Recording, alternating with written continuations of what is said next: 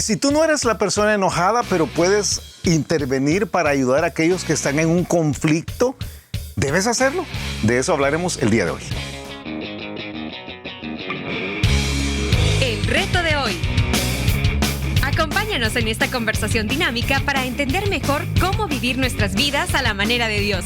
Y toma el desafío para llevarlo a la práctica en tu vida diaria, aceptando el reto de hoy. Hola, ¿qué tal? ¿Cómo están? Somos Julio e Iván Contreras y te mandamos un fuerte abrazo, un gran saludo, un cariñoso saludo desde el reto de hoy. Día miércoles. Se te olvidó decir que el saludo lleno de alegría, sí, de solaz, esparcimiento, de bondad, sí, de afabilidad y no descontrolados, como estamos hablando esta semana del grave problema de la ira. Sí. Cuando la ira nos cunde, que nos satura, ¿verdad? Que toma control sobre nosotros y que, como hemos estado estudiando aquí en el libro de 1 Samuel, capítulo 25, sucede con algunos que son navales. Sí. Pero esta ira hace que, y la forma como tratar a estas personas difíciles, hace que hasta los más tranquilos se enojen. Sí, mira, y una de las cosas, es una de las cosas más comunes que hay sobre el planeta Tierra en cualquier cultura, que tiene tantos sinónimos. Estar enojado, estar molesto, estar iracundo, estar rabioso, chino, le dicen en algunos lugares. No decimos un montón de palabras, ¿cómo le dicen el enojo en cada país de Latinoamérica? Porque a saber si somos las palabras. No te bordes, sí, que algunas sean malas palabras, pero tiene tantas expresiones. Mira, yo le busqué. Alguien enojado está enfadado, disgustado, irritado, colérico, exasperado, iracundo, furioso, indignado, molesto. Está lleno de coraje, de rabia, de odio, de bronca, de cabreo, de desagrado y de enfurecimiento. Sí, porque y algunos estaban diciendo, yo soy ese, yo soy ese. Presente. Mira, y el día de ayer vimos un poco como este problema del enojo en Nabal, lo vimos, pero realmente es para cada uno. Está muy alimentado por un espíritu orgulloso, arrogante, altivo, prepotente, otro que tiene un montón de sinónimos, y que es muy mal cuando sale por nuestra boca. Sí, todos tenemos a alguien que puede llevarnos a salirnos de nuestras casillas o a sacarnos de quicio. Esa era una frase, sí, de mi papá. Sí. Mi papá decía, es que me sacó de quicio, decía. Y los quicios, a mí me costó entenderlo. Son las puertas. Sí. Los quicios son las bisagras. Entonces, cuando algo se te cae, se te descalabra todo. Ajá. Y uno piensa que tremendo esto, ¿verdad? Que tremendo, porque muchos tenemos algún naval cercano, sí, que nos saca de quicio. David entró en la historia de 1 Samuel capítulo 25, él entró paz, ¿verdad? No paz, sino que paz. Ofreciendo paz y haciendo una solicitud válida, muy válida, y se topó con una persona que tenía poder, era difícil, era arrogante y que era desequilibrante. Entonces, lo último que vimos en 1 Samuel capítulo 25 es que David desenvaina la espada. Literalmente. Ese sí viene con la espada desenvainada, sí. Mira. Y lo que viene no es a pagarle sus respetos a Nabal, lo que viene es a pegarle sus machetazos. Como decían en esa época, la espada se saca para usarla, no para asustar a nadie. Mira, ahora es la pistola. Y por eso decía, porque en esa época debe haber sido la espada. Mira, dice la Biblia, la blanda respuesta aplaca la ira, pero la palabra áspera hace subir el furor. Sí. Y eso fue lo que hizo Nabal. Sí. Nabal dio palabras ásperas y, pues claro, enojaron a David. Él se supuso con razón, teniendo la razón. O sea, él asumió, como asumen muchos, o voy a decir así, como asumimos muchos, que tenemos la razón. Sí. Y entonces se puso en una actitud intratable. De hecho, cuando yo enseñé este pasaje hace algunos años en Vida Nueva, una de las cosas que yo planteé es que hay algunos que son como Nabal, que se vuelven intratables. Sí. O sea, no tienen la razón, pero nadie puede decirles que no tienen la razón. Fíjate, el pasaje en 1 Samuel, versículo 13, ha dicho que él viene con la espada desenvainada, David. Pero uno de los criados, dice el versículo 14, dio aviso a Abigail, mujer de Nabal, que, como tú dijiste bien, el día de ayer o el día de antier, ella era bonita e inteligente. Sí, eso dice el pasaje. Y dice, diciendo, este criado llega donde Abigail le dice, he aquí David envió mensajeros del desierto que saludasen a nuestro amo, y él los ha saherido. Él los ha saherido. Y aquellos hombres han sido muy buenos con nosotros y nunca nos trataron mal. ni nos faltó nada en todo el tiempo que anduvimos con ellos cuando estábamos en el campo. Muros fueron para nosotros de día y de noche, todos los días que hemos estado con ellos apacentando las ovejas. O sea, este hombre está diciendo, tienen razón, Sí. ellos tienen razón. Mire, doña, al patrón se lo van a tronar. Sí, se lo van a tronar por andar de tonto. Sí. Porque realmente estos hombres nos cuidaron a nosotros. Y él, en vez de preguntarnos, obviamente él no había estado en el campo con los siervos, pero en vez de ir a preguntarles, él dijo, no, yo tengo la razón. Esta es mi humilde opinión por la cual tengo mucho respeto. Dijo él. Ahora pues, dice, reflexiona. Le dice el siervo a Abigail, ahora pues reflexiona y ve lo que has de hacer, porque el mal está ya resuelto contra nuestro amo y contra toda su casa, pues él es un hombre tan perverso que no hay quien pueda hablarle. Qué tremendo, qué tremendo. ¿No? Qué tremendo esto, qué tremendo cuando alguien llega al punto de ser tan necio. Pero fíjate, aquí la Reina Valera nos ha hecho el favor de traducir la palabra perverso. Perverso para muchos de nosotros en nuestro castellano tiene que ver, para muchos tiene que ver con la idea de malvado. De malvado, sí. ¿Verdad? Y hay el día de hoy mucha connotación sexual en la parte de perversión. Muchos piensan en la perversión sexual, ¿verdad? Pero algo pervertido es algo que ha cambiado, se ha desnaturalizado. Sí. Es bien interesante porque, déjame buscar el pasaje exactamente, porque te voy a decir cuál es la palabra exacta que se usa aquí en 1 Samuel capítulo 25, versículo 17. En el término, la palabra perverso es Belial. Belial. Sí, tú me dijiste, ajá. Este hombre es tan hijo del diablo, eso es lo que está diciendo, tan diabólico, tiene una naturaleza tan satánica, que no hay quien pueda hablarlo. Yo te dije ayer. Mira, no es como la expresión que ocupan algunos hoy, está ensatanado. No estoy diciendo poseído. No. Estoy diciendo que la maldad se origina del diablo. Sí, pero aquí en este caso, en opinión del siervo, sí. que era la opinión del siervo, pero está puesto la palabra de Dios. Lo que está diciendo este hombre tiene una naturaleza que no es naturaleza de Dios. Sí, de plano, definitivamente. Pero no definitivamente, porque muchos cristianos son como Nabal. Muchos que se llaman cristianos son como Nabal. O sea, el domingo están en la iglesia cantando alabados y aleluyas, y el lunes, cuando alguien llega a decir algo que no les hace, que no les cuadra, entonces tiene una actitud arrogante para decir no, de ninguna manera, y tiene una posición durísima, y no importa si enojan al que vayan a enojar, porque él es el que tiene el poder y el que va a hacer las cosas, y él no se dobla y no consultan, y entonces lo que generan es un descontrol. Ahora no solamente ellos están descontrolados, generan un descontrol terrible, pero el domingo siguiente están otra vez en la iglesia, leyendo la Biblia en público o a veces predicando o lo que sea, y delante de los hijos tienen una actitud dura, pero supuestamente son cristianos. Y este pasaje dice, es que no tienen la naturaleza de Dios. Este hombre no tiene la naturaleza de Dios. La definición de Salmos, yo te dije Salmos 53, el de él, pero Salmos 14 lo dice igual. La definición de Salmos es que el necio dice en su corazón que no hay Dios. Dios no existe, no está en ninguno de mis pensamientos. Yo no lo considero para nada.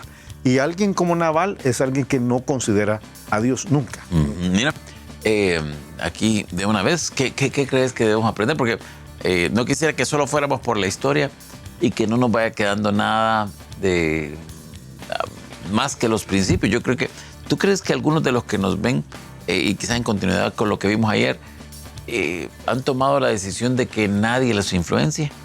Sí. Ajá, el problema es orgullo, el problema es que realmente no son creyentes.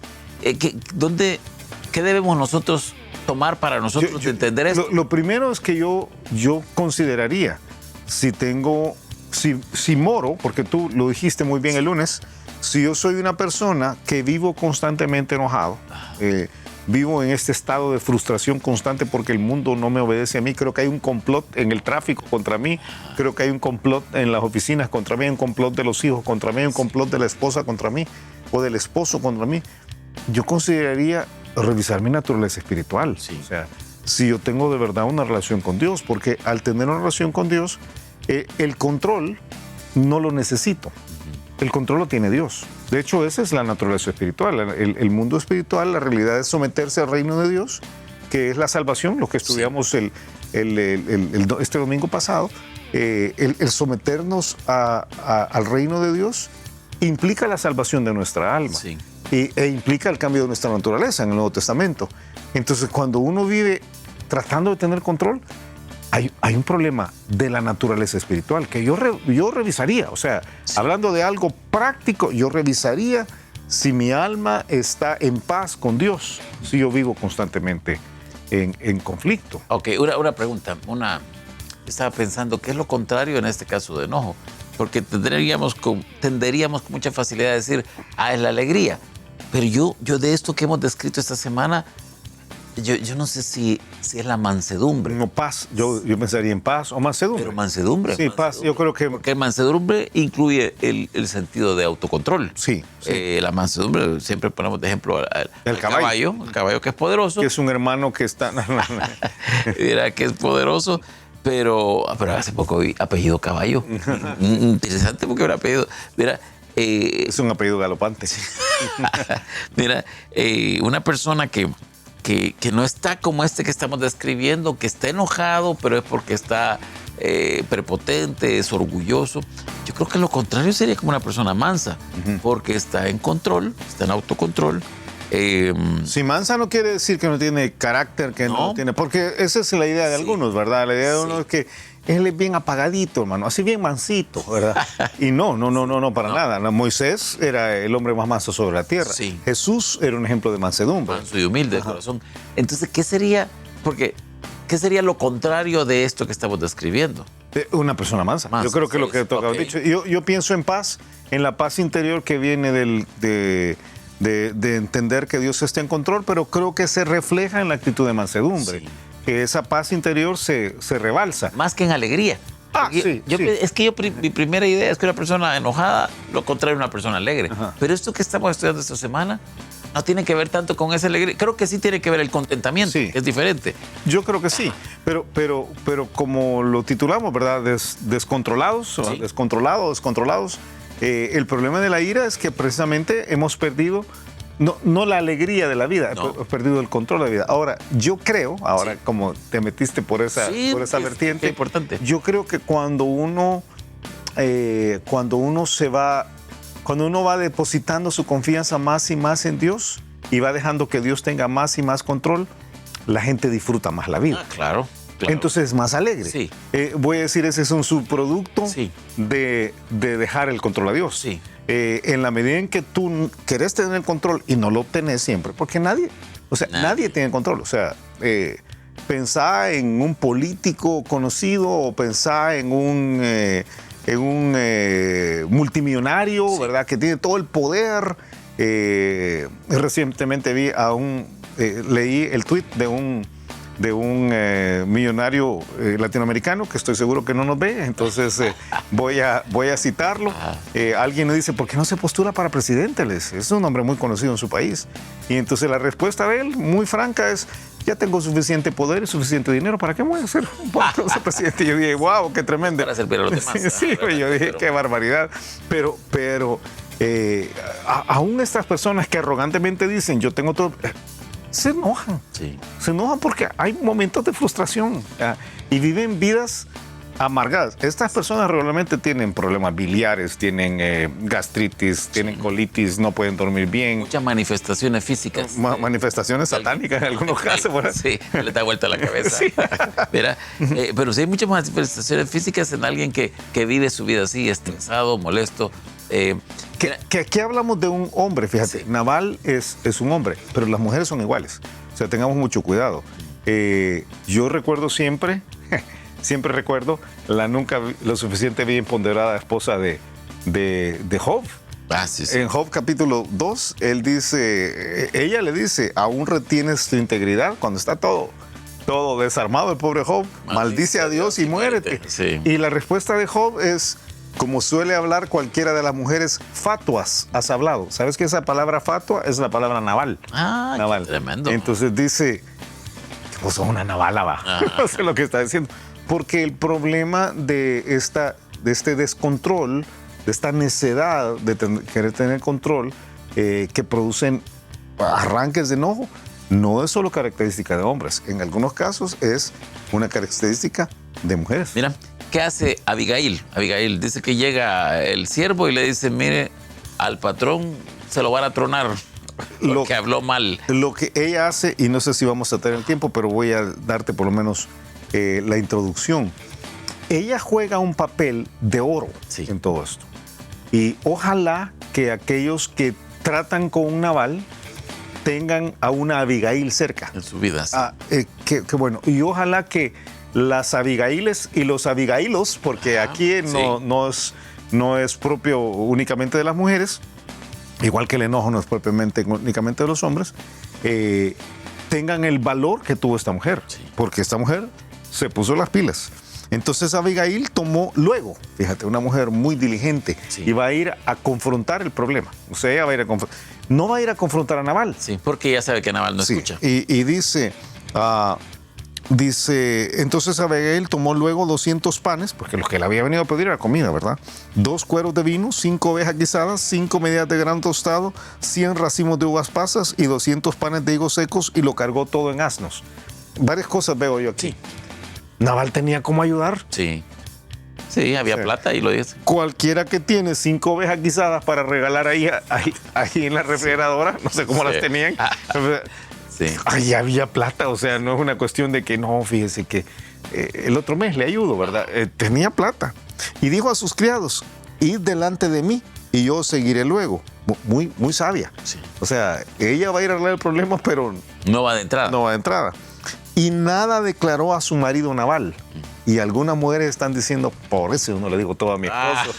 Hay que tener mucho cuidado, porque creo que en este caso ella está obrando en bien de su esposo, no en mal de su esposo. Correcto. No está haciendo algo detrás de su esposo para dañar a su esposo, ni para beneficiarse a ella. Sí. Ella está protegiendo a su esposo. Correcto. Que no merece ser protegido. Pero es su esposo. Pero es su esposo, es su esposo. Y dijo, y montando un asno, descendió por una parte secreta del monte, que busa esta, ¿verdad? Como decimos en El Salvador. Y aquí David y sus hombres venían frente a ella, y ella le salió al encuentro. Y David había dicho, ciertamente en vano he guardado todo lo que éste tiene en el desierto, sin que nada le haya faltado de todo cuanto es suyo. Y él me ha vuelto mal por bien. ¿Qué frase esta? En el Nuevo Testamento nos dice que nunca debemos pagar mal por bien. Y este es lo que había hecho, ¿verdad? Así haga Dios a los enemigos de David, y aún les añada que de aquí a mañana, de todo lo que fuera suyo, no he de dejar con vida ni un varón. Se iba a matar a todos. Él iba a matar a todos. Es tremendo porque esta mujer, que es inteligente y bonita, ¿verdad? Que es, como vemos aquí, es diligente y prudente, es valiente y humilde, ¿verdad? Porque lo que va a hacer es, va a ir a confrontar a un hombre que viene enojado. Pero confrontar es más bien a humillarse. Pero va a ir con un razonamiento espiritual. Sí. Esa es la clave de esta mujer. Las Abigailes de la vida tienen que estar dispuestas a razonar espiritualmente, pero creo que de eso vamos a hablar un poco más el día de mañana. El día de mañana. Tiempo. Escuchamos el reto de hoy. El reto de hoy es estar dispuestos a jugar el papel de mediador que Dios nos pone a jugar a veces cuando tenemos que ayudar a aquellos que están tratando con personas que son muy difíciles. Algunos tenemos la posibilidad de escuchar a gente que es inteligente, que es diligente, que es prudente, que es valiente, que es humilde. Ojalá que sean bonitas, como en el caso de Abigail, o bonitos. Pero si no es así, deberíamos poner el oído. Los creyentes deberíamos poner el oído. Y aquellos que tienen la posibilidad de jugar el papel de mediador no tienen que tener temor de hacerlo. Muchos conflictos se evitarían, mucho daño se evitaría al nombre de Cristo y a la realidad de las personas si más Abigailes o Abigailos intercedieran en los casos en los cuales deben interceder. Me encanta, me encanta. Y a ti que nos ves, a ti que nos escuchas, te animamos. Este es un desafío un poco diferente, un poco raro, porque no es algo que es para ti mismo. Pero dice la Biblia que bienaventurados los pacificadores. Y algunas veces en nuestra vida nos toca jugar el papel de ayudar a alguno otro que tenemos cerca. A veces se requiere valentía. Sí. Y esto es lo que nos cuesta, a muchos de nosotros. Nos cuesta jugar el papel valiente de ser intermediarios en problemas que son complicados. Yo creo que si uno lo hace con las razones apropiadas, con la vista puesta en la gloria de Dios y en el beneficio de los demás y con la prudencia, con lo cual Abigail hace, las cosas pueden salir muy bien. Pero para esto es necesario razonar las cosas espiritualmente, que es algo de lo cual vamos a hablar el día de mañana. Me gusta. Que pases un excelente día y nos escuchamos mañana a la misma hora. Gracias por habernos acompañado y ahora te animamos a que aceptes el reto de hoy en tu vida. Nos encontraremos de nuevo en el reto de hoy.